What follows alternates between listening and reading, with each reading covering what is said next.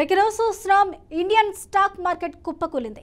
సెన్సెక్స్ 1300 పాయింట్లు, నిఫ్టీ 400 పాయింట్లు నష్టాల్లో ట్రేడ్ అవుతుంది. మధ్యాహ్నం 12 గంటల వరకు ఉన్న పరిస్థితి ఇది. ఇక సెన్సెక్స్, నిఫ్టీలో దాదాపు 90% షేర్లు నష్టాల్లో ట్రేడ్ అవుతున్నాయి. మెటల్, స్టీల్ షేర్లు మాత్రమే లాభంలో ఉన్నాయి. Oil, finance, automobile, infra, paint, IT, banking షేర్లు భారీగా పడిపోయాయి. మిగతా అన్ని షేర్లు భారీగా పడిపోయాయి.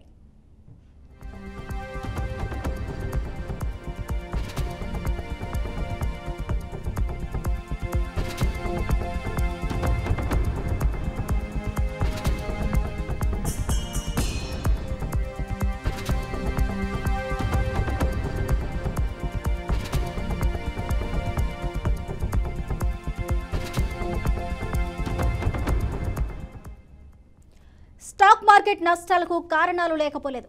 పశ్చిమాసియా దేశాల్లో యుద్ధ వాతావరణం ప్రధానంగా ఎఫెక్ట్ పడింది.